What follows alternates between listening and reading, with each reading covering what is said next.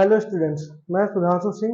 जैसा कि आप जानते हैं कि हम लोग क्लास 6 की साइंस डिस्कस कर रहे हैं, जिसमें हमने चैप्टर 5 स्टार्ट कर दिया था। चैप्टर 5 का नाम है सेपरेशन ऑफ सब्सटेंसेस। इस पे हम लोग ने थोड़ा सा पढ़ा था कुछ सब्सटेंसेस के बारे में, मिक्सचर्स के बारे में। फिर हमने कुछ सेपरेशन के टाइप देखे थे कि कैसे कैसे हम उनको सेपरेट कर सकते हैं, डिफरेंट सब्सटेंसेस के मिक्सचर्स को हम कैसे सेपरेट कर सकते हैं। जिसमें हमने थ्रेशिंग पढ़ा। थ्रेशिंग में क्या होता है कि हम एक पेड़ का पौधा जो भी होता है जिसमें अनाज लगे होते हैं, उसको लेकर के स्टाक बोलते हैं ना, स्टाक को लेके एक पत्थर में या रॉक पे मारते हैं, स्लैब में मारते हैं, तो उसमें से जो ग्रेन्स होते हैं और जो हस्क होता है वो बाहर आ जाता है, स्टाक अलग हो जाता है। तो स्टाक को बाहर कर देते हैं और ग्रेन्स को हम लोग ले लेते हैं। फिर इस ग्रेन को हम क्या करते हैं, विनो करते हैं, विनोइंग करते हैं। विनोइंग करने में क्या रहता है, एक विनो होता है, विनो मतलब जो सूप होता है, सूपा जिसे कहते हैं, उसमें वो हस्क और ग्रेन को रखते हैं। इधर साइड से फैन चलता है और फैन जब चलाते हैं तो उसको एक पत्थर के ऊपर खड़े होकर इस तरह गिराते हैं एक साथ।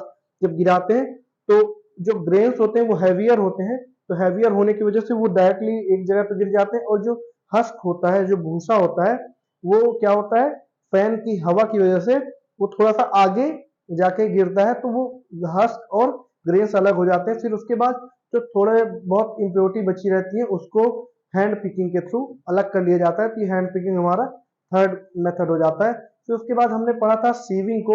सीविंग का मतलब होता है, सीव को हम लोग कहते हैं जाली को, सीव कहते हैं, जाली जैसे होती है या छन्नी जो होती है उसको सीव कहते हैं।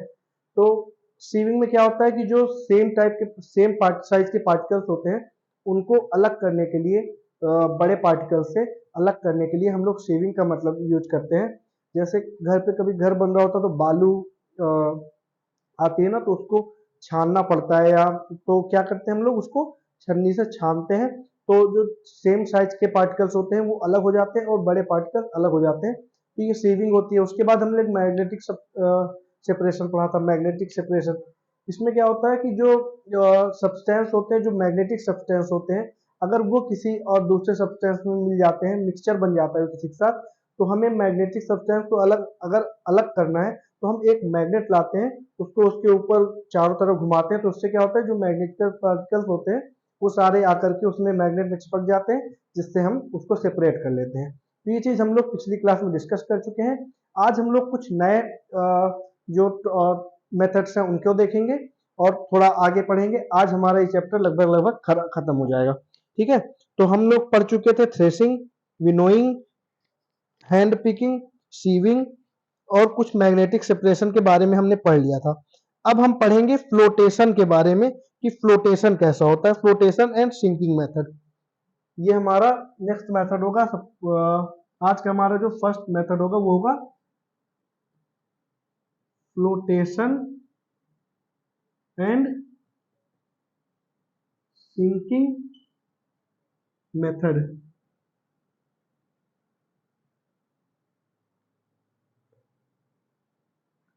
जैसा कि नाम से ही पता चल रहा है, फ्लोटेशन एंड सिंकिंग मेथड। इसमें क्या होता है, इसमें फ्लोटेशन मतलब फ्लोट कराना और सिंकिंग मतलब डूब जाना।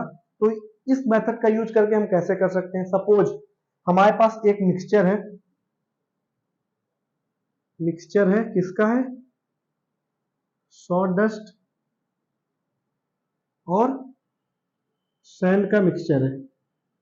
ठीक है, अब हमें इन दोनों को अलग अलग सेपरेट करना है। सॉडस्ट मतलब हमारा बुरादा, सैंड क्या हुआ हमारा बालू। इन दोनों को हमें सेपरेट करना है, अलग अलग करना है। तो हम क्या करेंगे, हमने एक बीकर लिया, एक हमने बीकर लिया,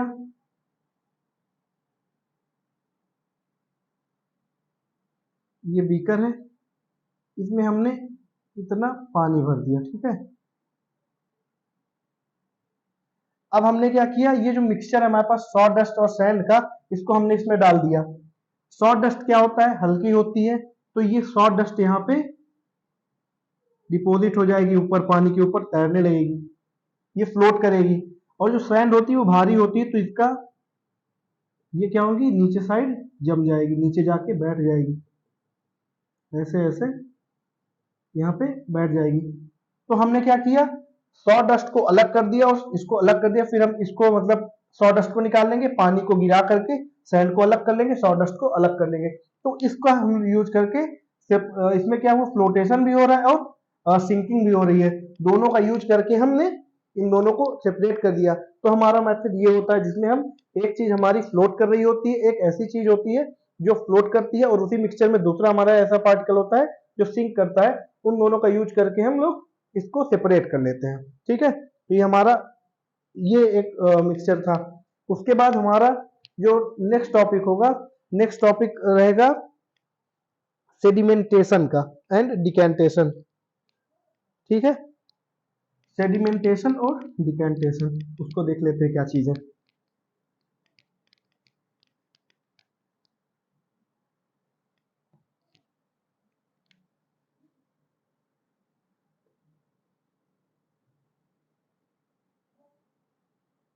सेडिमेंटेशन एंड डिकेंटेशन, आइए इनके बारे में एक एक करके जानते हैं। ठीक है, तो हम पहले बात करते हैं सेडिमेंटेशन की। तो सेडिमेंटेशन में क्या होता है,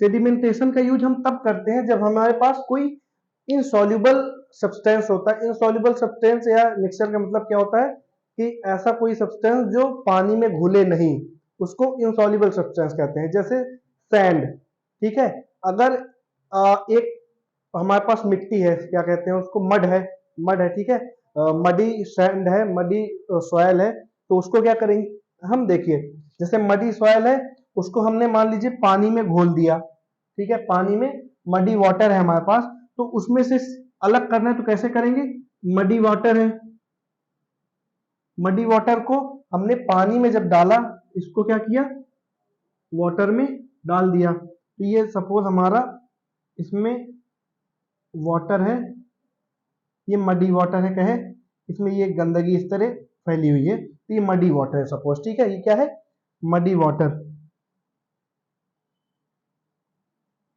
मडी वाटर।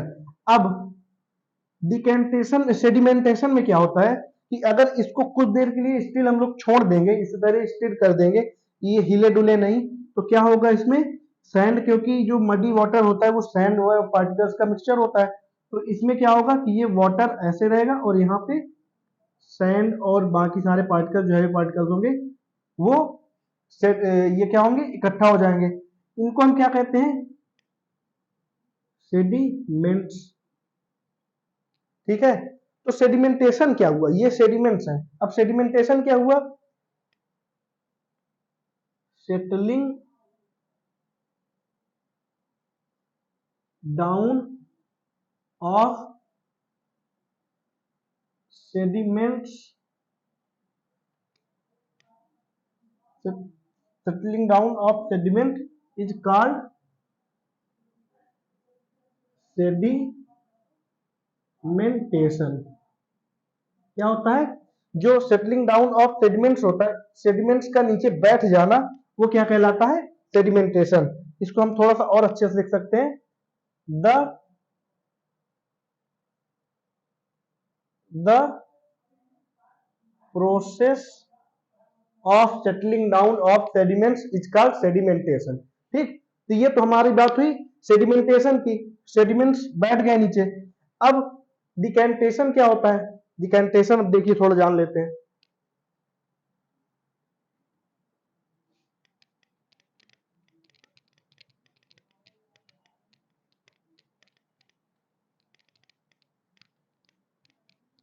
ठीक है, अब जानते हैं हम लोग थोड़ा डिकेंटेशन।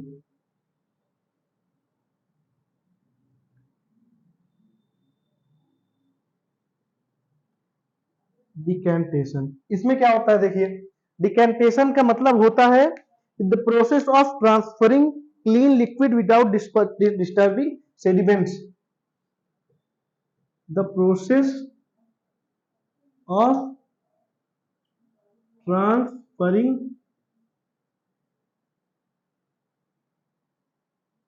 क्लीन लिक्विड विदाउट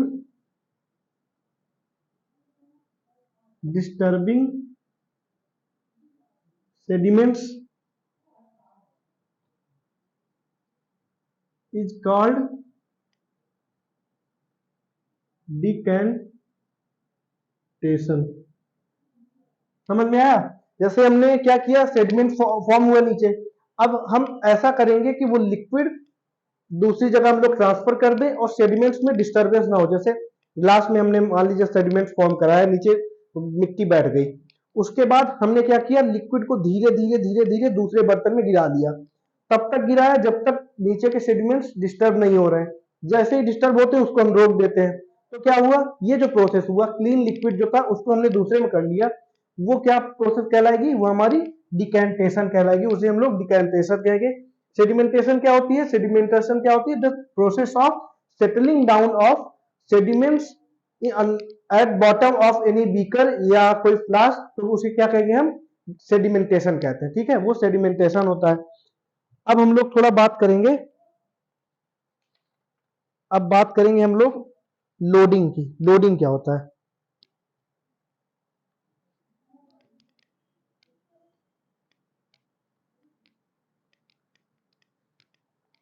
देखिए लोडिंग।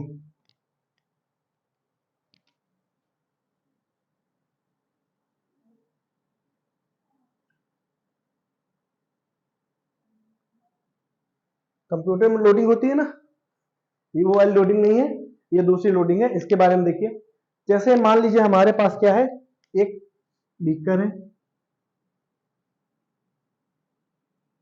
इस बीकर में ये हमारा वाटर भरा हुआ है, इसमें कुछ मिक्सचर है, इम्प्योरिटीज का, कुछ डस्ट का मिक्सचर है। ठीक है, तो अब इसमें लोडिंग का मतलब क्या हुआ कि जो एलम होता है हमारे पास, एलम होता है, एलम होता है ना, एलम, एलम फिटकरी कहते हैं जिसे, तो इसको क्या कहते हैं हम, एलम की क्रिस्टल को हम लोग इसके ऊपर अंदर इस तरह घुमा देते हैं, एक बार चला देते हैं पूरे पानी में। तो उससे क्या होता है कि जो एलम के पार्टिकल्स होते हैं, जो इसके पार्टिकल्स होते हैं, वो पार्टिकल्स क्या करते हैं, ये पार्टिकल्स क्या करते हैं, ये पार्टिकल्स अटैच हो जाते हैं इसके डस्ट के साथ। ये पार्टिकल्स क्या करते हैं, ये अटैच हो जाते हैं, किससे, attach, get attached to dust.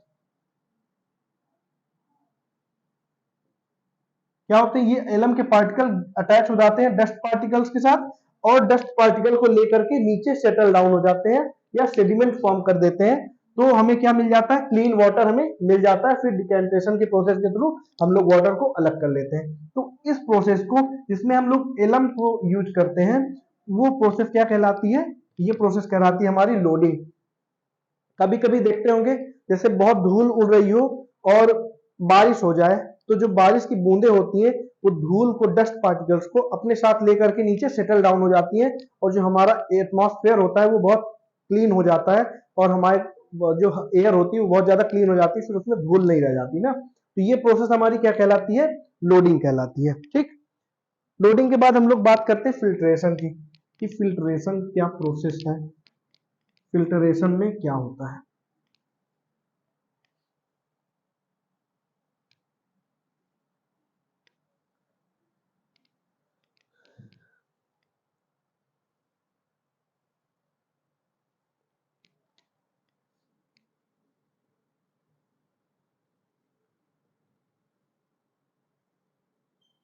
Filtration, filtration में क्या होता है, जनरली हम लोग के यहाँ जो कॉमन मेथड यूज होता है फिल्ट्रेशन का, वो यूज होता है जब चाय हम बनाते हैं या कॉफी बनाते हैं, तो उसको सेपरेट करने में जो हमारा चाय की पत्तियां होती हैं वो, या कॉफी में जो ग्रीन टी बनाते हैं उन सब में जो वो चीजें बच जाती हैं, वो हमारे यूज की नहीं होती हैं, उसको हम, वो हमारे लिए हार्मफुल होती हैं, तो उनको हम लोग सेपरेट करने के लिए सीव का यूज करते हैं। सीव मीन्स छन्नी, छन्नी से हम यूज करते हैं, जिससे हमें जो लिक्विड होता है वो लिक्विड छन्नी से निकल करके सीव के उस पार जा करके, उससे क्या होता है, हमें लिक्विड अलग हो जाता है, और जो चाय की पत्तियां होती है वो अलग हमें मिल जाती है। तो वहां पे हम लोग फिल्ट्रेशन का यूज करते हैं। ये हमारा सबसे कॉमन मेथड होता है।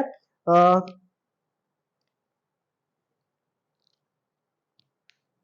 हाँ, तो हम इसमें क्या करते हैं, we use sieve to separate tea liquid at home। जो हमारे चाय का लिक्विड होता है, लिक्विड वाला पार्ट होता है, उसको हम लोग सेपरेट करने के लिए सीव का यूज करते हैं। और इस प्रोसेस को हम क्या कहते हैं? इसको हम कहते हैं फिल्ट्रेशन।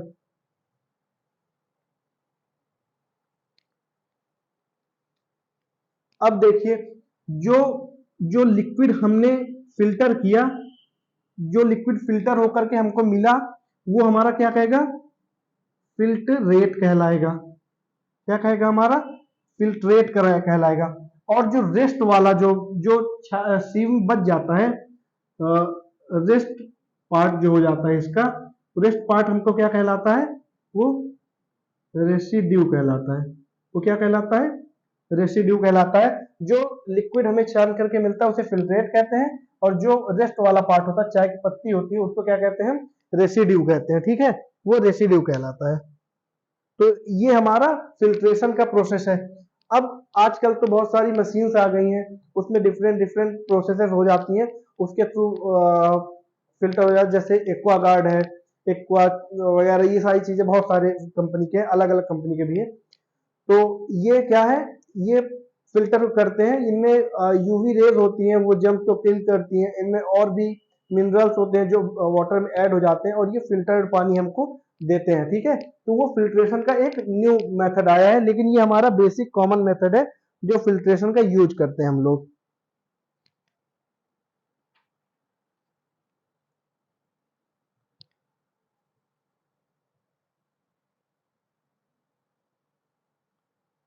अब हम लोग बात करेंगे इवेपोरेशन।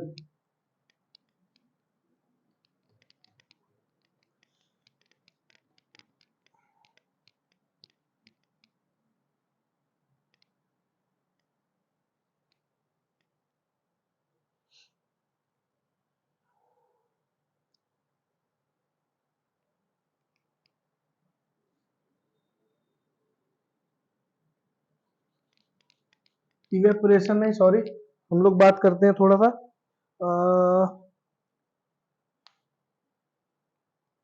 चलिए इवेपोरेशन की बात कर लेते हैं।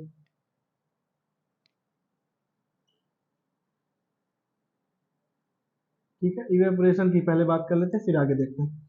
तो इवेपोरेशन का प्रोसेस क्या होता है? इवेपोरेशन का प्रोसेस होता है बॉयल करा करके हम इवेपोरेट करा के दूसरे सब्सटेंस को प्राप्त कर सके। जैसे जब हमारा वाटर होता है, वो जब बॉयल होता है, तो बॉयल करने पे ऊपर भाप बनती है ना, बॉयल करने पे भाप बनती है। भाप करते करते बहुत देर तक अगर बॉयल कराते रह गए तो पूरा पानी भाप बन करके उड़ जाता है। उसको हम क्या कहते हैं? उस प्रोसेस को हम इवेपोरेशन कहते हैं।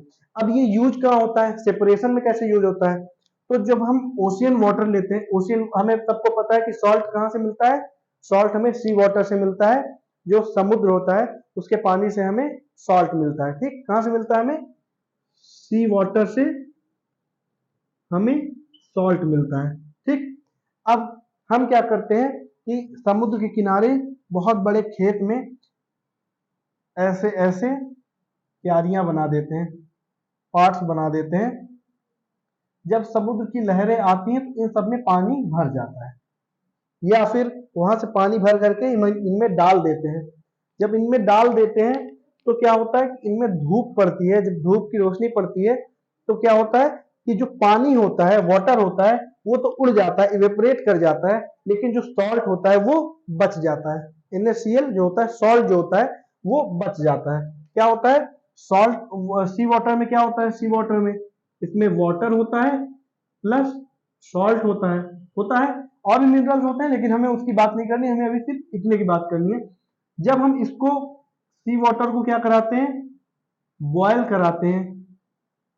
बॉयल करा के आप घर पे देखिएगा, जब बॉयल कराएंगे तो भी वाटर उड़ जाएगा और सॉल्ट व्हाइट कलर का उसमें बचेगा। यहाँ पे क्या करते हैं, बहुत ज्यादा पानी होता है, उसको बॉयल नहीं करा सकते, तो हम इसको धूप में सनलाइट पे दिखाते हैं। उससे क्या होता है? वाटर हमारा क्या होता है? इवेपोरेट होकर के ऊपर उड़ जाता है, और जो हमारे पास क्या बचता है? गिव्स सॉल्ट, हमें क्या देता है, सॉल्ट दे देता है। ठीक है, तो ये प्रोसेस क्या कहलाती है, हमारी इवेपोरेशन कहलाती है।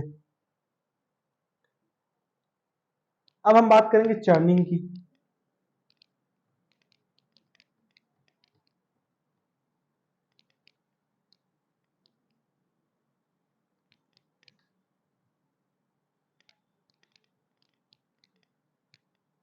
एक और बात करते हैं हम लोग किसकी, चर्निंग।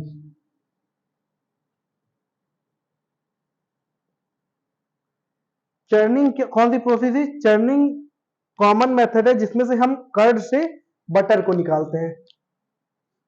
ये कौन सी प्रोसेस है, process of obtaining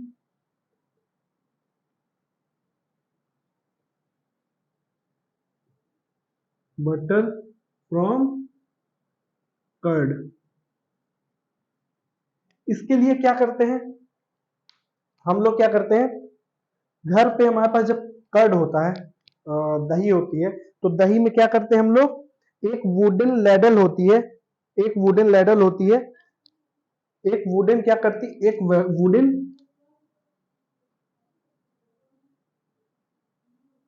wooden ladle होती है, वुडन लकड़ी की एक लैडल होती है, मतलब मथानी जिसे कहते हैं। उस मथानी का यूज करके हम क्या करते हैं, कर्ड में डाल करके बढ़िया से उसको इससे घुमाते हैं, भाते हैं।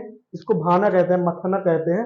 जब हम उसको मथते हैं तो जो बटर होता है, बटर क्या करता है, फ्लोट करके ऊपर आ जाता है और कर्ड से हमें बटर मिल जाता है। ठीक है, तो हमें बटर ऑब्टेन होता है और इस प्रोसेस को हम क्या कहते हैं, churning. The process of obtaining butter from curd is called churning. ठीक है, उसमें हम किसका यूज करते हैं, वुडन लैडल का यूज करके हम बटर को निकालते हैं। आजकल के समय पे जो घर पे अब वुडन लैडल तो नहीं देखने को मिलती, क्योंकि घर पे मिक्सी आ गई है।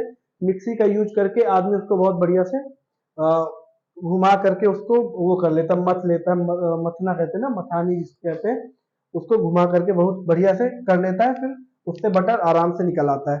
बड़े बड़े जो डेयरी होते हैं वहां पे अभी भी लैडल यूज होती है, लेकिन वुडन नहीं होती है, वो मेटेलिक लैडल होती है, उनका यूज करके भी वो लोग बटर को निकालते हैं। ठीक है, तो ये हमारी प्रोसेस थी चर्निंग की। अब हम बात करेंगे थोड़ा सा सब्लिमेशन, कंडेंसेशन, इन सब चीजों के बारे में थोड़ा सा बात कर लेते हैं कि ये क्या चीजें हैं। तो देखिए, सब्लिमेशन और कंडेंसेशन ये आपका मेन टॉपिक है। हमारा जो टॉपिक है सब्लिमेशन एंड कंडेंसेशन, ये हमारे दो टॉपिक है, इनको थोड़ा जान लेते हैं। ठीक, तो देखिए हमारे पास 3 स्टेट्स होती हैं किसी भी मैटर की। कौन सी स्टेट्स हैं वो, स्टेट कौन कौन सी है, एक हमारा सॉलिड स्टेट हो गई, दूसरी हमारी लिक्विड स्टेट हो गई, थर्ड हमारी कौन सी स्टेट है, गैसियस स्टेट। ये 3 हमारी स्टेट्स होती है, किसी भी मैटर की 3 स्टेट्स होती हैं। अगर मैं बात करता हूं, अगर देखिए आप पानी को समझिएगा, पानी से समझिएगा एग्जांपल को। वाटर किस फॉर्म में होता है, जब वो सॉलिड होता है, तो वाटर का अगर आइस देखेंगे तो आइस हमारा क्या होता है, सॉलिड फॉर्म में होता है। तो अगर सॉलिड से हमें लिक्विड में जाना है, आइस को हमें लिक्विड बनाना है, तो क्या होगा, वहां पे जो प्रोसेस होगी उस प्रोसेस को हम क्या कहेंगे, वो प्रोसेस हमारी मेल्टिंग होगी।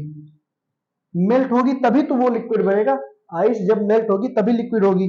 तो सॉलिड से लिक्विड जब हम बनाते हैं किसी भी चीज को, तो उस प्रोसेस को हम मेल्टिंग कहते हैं। फिर लिक्विड से अगर हमें गैस बनाना है, इवेपोरेशन कराना है, तो वहां पे कौन सी प्रोसेस लगेगी, बॉइलिंग या इवेपोरेशन की प्रोसेस होती है। ठीक, एक ये हो गई। उसके बाद जब गैस से लिक्विड फॉर्म में ले जाना होता है हमको, जब गैस से हमको लिक्विड फॉर्म में ले जाना होता है, तो इस प्रोसेस को हम क्या कहते हैं, इस प्रोसेस को हम कहते हैं कंडेंसेशन। समझे, कंडेंसेशन का मतलब क्या होता है, गैस से लिक्विड फॉर्म में ले जाना, ये हमारी प्रोसेस कहलाती है, कंडेंसेशन की प्रोसेस कहलाती है। उसके बाद अब लिक्विड है हमारे पास, वाटर है, वाटर को हमें सॉलिड फॉर्म में ले जाना है, मतलब वाटर से हमें आइस बनाना है, तो हम उसको क्या करेंगे, उसको फ्रिज में रख के फ्रीज कर देंगे। तो इस प्रोसेस को हम क्या कहते हैं, फ्रीजिंग की प्रोसेस कहलाती है। तो ये प्रोसेस हमारी क्या होती है, फ्रीजिंग की। तो सॉलिड से लिक्विड में जाने में जो प्रोसेस होती है उसे मेल्टिंग कहते हैं, लिक्विड से गैस में जाने की जो प्रोसेस होती है उसे बॉइलिंग कहते हैं या इवेपोरेशन कहते हैं। इसको हम बॉइलिंग भी कह सकते हैं और इवेपोरेशन भी कह सकते हैं। इवेपोरेशन की प्रोसेस, क्योंकि इवेपोरेट होकर गैस बन जाता है। फिर गैस से लिक्विड फॉर्म में लाने के लिए कंडेंसेशन की प्रोसेस होती है। इसको थोड़ा सा मैं बता देता हूँ कैसे। देखिए, जैसे आपने एक कंटेनर में, एक बाउल में लिया, वाटर लिया थोड़ा सा, उसमें आग जलाई, तो वो जब बॉयल होकर के गैस फॉर्म में बनेगा तो उड़ने लगेगा। आप क्या करिए, थोड़ा सा ऊपर एक प्लेट लगा दीजिए, हल्का सा तिरछा करके प्लेट लगा दीजिए। देखिए यहाँ थोड़ा समझिएगा, फिगर तो बहुत अच्छा नहीं, बट देखिए थोड़ा समझिए मेरा। सपोज ये बीकर है, इसके नीचे हमने फ्लेम जलाई, ठीक है, ये हमारी फ्लेम जल रही है। तो इसमें जो वाटर भरा हुआ है, इससे ये हमारी गैस उड़ेगी, उड़ेगी कि नहीं उड़ेगी। अब आपको यहाँ क्या करना है, एक प्लेट लगा देनी है हल्का सा तिरछा करके, ठीक। तो आप देखेंगे कि इसमें जो होता है, छोटी छोटी छोटी वाटर की ड्रॉपलेट्स यहाँ कलेक्ट होगी, इवेपोरेट होकर यहाँ पे वाटर की ड्रॉपलेट्स कलेक्ट होगी, फिर वहां यहाँ से आकर के ऐसे करके यहाँ पे एक बीकर रखा होगा, तो उसमें इकट्ठा होती रहेंगी। तो ये जो प्रोसेस होती है, ये प्रोसेस क्या कहलाती है, ये प्रोसेस हमारी कंडेंसेशन की कहलाती है। तो इसे हम कंडेंसेशन की प्रोसेस कहते हैं। जैसे अगर कहीं भाप उड़ रही है, उसके ऊपर थोड़ा सा हाथ रखेंगे तो आप देखेंगे कि यहाँ पे आपके गीला गीला हो जाता है, गीले सरफेस हो जाती है, तो वो प्रोसेस हमारी कंडेंसेशन की प्रोसेस कहलाती है, ठीक। तो ये हमारी कंडेंसेशन हुई। अब आप सोच रहे होंगे कि कंडेंसेशन तो आ गया लेकिन सब्लिमेशन नहीं आया। अब बताना है कि सब्लिमेशन क्या होता है। तो देखिए, सब्लिमेशन की प्रोसेस कई जगह क्या होता है, सॉलिड से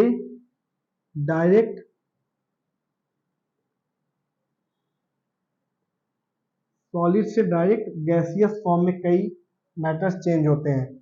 वो लिक्विड में नहीं चेंज होते, डायरेक्ट गैस फॉर्म में चेंज होते हैं। तो उस प्रोसेस को हम क्या कहते हैं, उसे हम सब्लिमेशन कहते हैं। इसका एग्जांपल देख सकते हैं आप,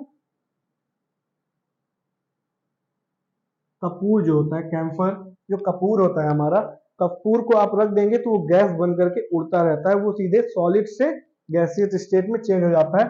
तो इस प्रोसेस को हम क्या कहते हैं, सब्लिमेशन की प्रोसेस कहते हैं। ये प्रोसेस क्या कहलाती है, सब्लिमेशन की प्रोसेस कहलाती है। अब आप पूछेंगे कि सर, अगर गैस को डायरेक्ट सॉलिड में बदल दें तो इस प्रोसेस को क्या कहेंगे। तो गैस को जो प्रोसेस सीधे सॉलिड में बदलती है, उस प्रोसेस को हम कहते हैं डिपोजिशन। इसको क्या कहते हैं, डिपोजिशन की प्रोसेस कहते हैं, जिसमें गैस डायरेक्ट सॉलिड में बदल जाती है। एक बार फिर समझिएगा पूरा, सॉलिड, लिक्विड, गैस, ये क्या है, ये हमारे थ्री स्टेट्स ऑफ मैटर है। मैटर के थ्री स्टेट्स हैं। इसमें सॉलिड से अगर हम लिक्विड में कोई चीज को चेंज कर रहे हैं, किसी मैटर को चेंज कर रहे हैं, तो वो प्रोसेस मेल्टिंग की होगी। लिक्विड से अगर गैस में चेंज कर रहे हैं तो वो प्रोसेस हमारी बॉइलिंग या इवेपोरेशन की प्रोसेस होगी। फिर गैस से अगर हम लिक्विड में चेंज करें तो उस प्रोसेस को हम कंडेंसेशन कहेंगे।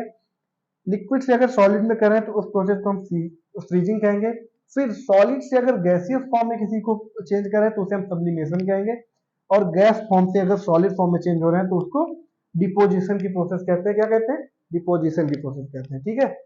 तो हमारा जो चैप्टर था उसमें मेन चीज यही सारी थी जो हमने पढ़ी, पिछले क्लास में पढ़ी और इस क्लास में जो हमने पढ़ी, ये सारी चीजें हमारी मेन थी इस चैप्टर की। तो जहां तक सारी चीजें इस चैप्टर की कवर हो चुकी हैं, हमारी जो नेक्स्ट क्लास होगी वो नेक्स्ट क्लास क्या होगी, इसकी एक्टिविटीज, चैप्टर 5 की एक्टिविटीज के ऊपर। इसमें जितनी भी एक्टिविटीज हैं उनको हम डिस्कस करेंगे एक एक करके, और एक्सरसाइज में जो भी क्वेश्चंस हैं उन क्वेश्चंस को हम लोग आगे की क्लास में डिस्कस करेंगे।